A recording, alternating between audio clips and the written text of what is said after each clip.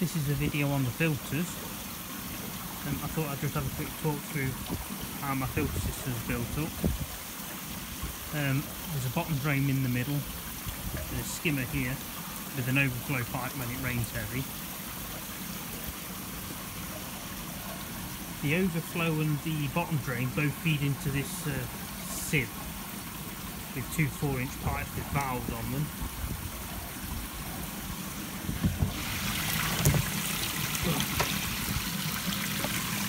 The sieve works by collecting any debris out of the water system before it goes to the biological filter. So if I ever need to wash the sieve, you can just pull this tray out and let more water over it. You then open the valve at the side of the sieve, which then sends it all down to drain, the same as the overflow pipe for the excess water. There's then two 20,000 litre pumps at the bottom there. One of them goes straight to the UB60 bead filter. The reason the bucket's on upside down is because the top of it's actually transparent, so you can, the sun seems to turn the top few beads green in the top there, so to stop the top going green I cover it up with the bucket. I also then use the bucket when I have to drain the bottom of the tank using the blue pipe.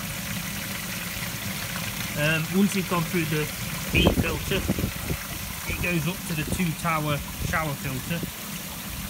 It's only 2 tier at the minute, but I can obviously increase that up to maybe 3 or 4 tier in the future depending on the bioload requirements of the pond.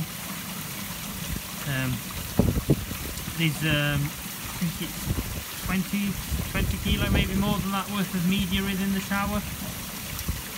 Then the other pump goes through the UV.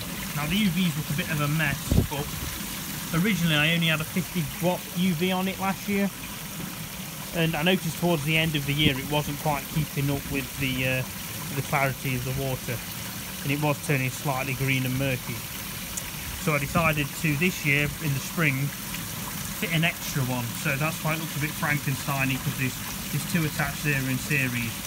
That then goes up to the second inlet on the shower filter. So the total at the minute is a 50 watt one in series with a 30 watt UV. My plan in the future is to tidy it all up a bit and get a twin 55 watt. A single unit will be much tidier and just more presentable really, and give me that little bit of extra power. But I'm hoping this year that overall the 80 watt will manage to keep the pond as clear as I like it to be. As I said, the 50 just struggled a little bit towards the end of last year. This is the first time I've ever used a bead filter. Previous to this I'd always used like your standard sponge and static media filters. I always had success with them, but I always knew a few times a year it was a big job to clean them. And I thought, seeing I was using a bottom drain on this tank, I'd give it a go and try using some of the other bits of kit, such as the sieve. I've never used a sieve before and I highly recommend it. You can physically see the amount of dirt it's removing. I mean, already just after a few minutes, there's bits of dirt collection on that sieve just after, like I say, a couple of minutes. Obviously then you've got the bead filter, which so far has seemed to work well with the biological load combined with the shower filter. Again, that's really easy to clean. Once or twice a week I simply do the backwash process on it, which washes all the water straight down the drain. In future I may do a video on the backwash process just to go through how I do it. I generally do it a few more times than the instructions originally said.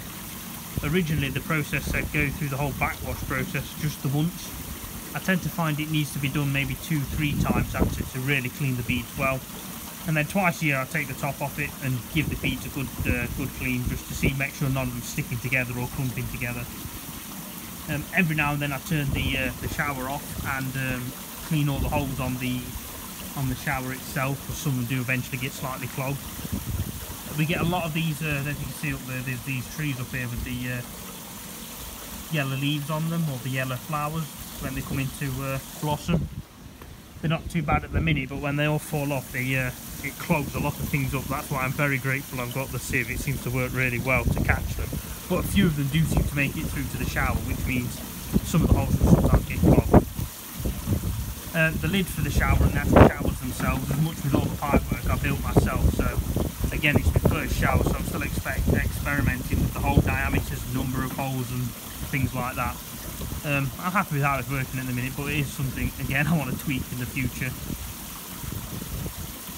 In the very distant future, I might even think about putting a drum filter on it. That's something I didn't really know much about when I built it, and not so much regret, but might be something I wish to do in the future to see how they work in comparison to my sieve.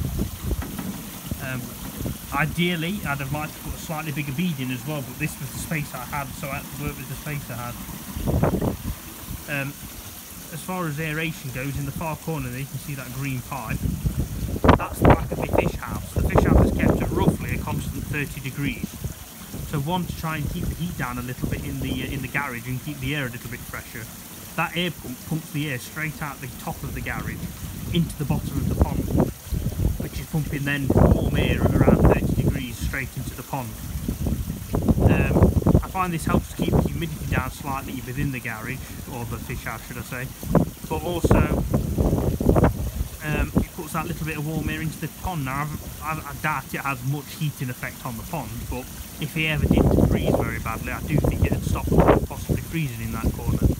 Although this year we've had quite a bad winter, and we've had several days where it's been as low as -6, maybe even close to 10 at some point.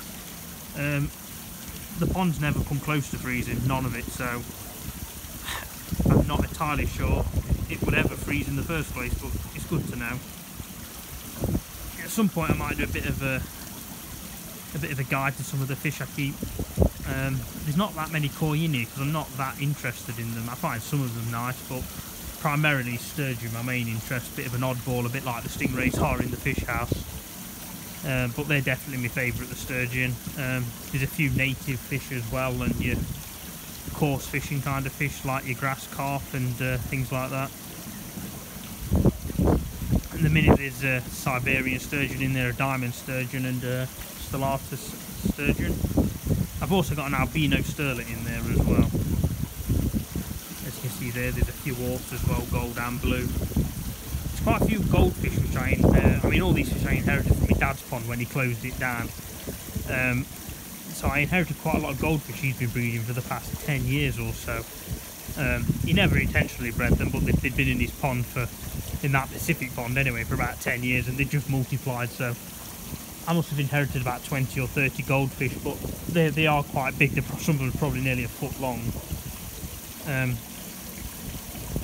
Again, I don't have much intention in breeding anything like that, so I mean, especially with no plants in here, I can't imagine any fry surviving if they did spawn, or eggs anyway, so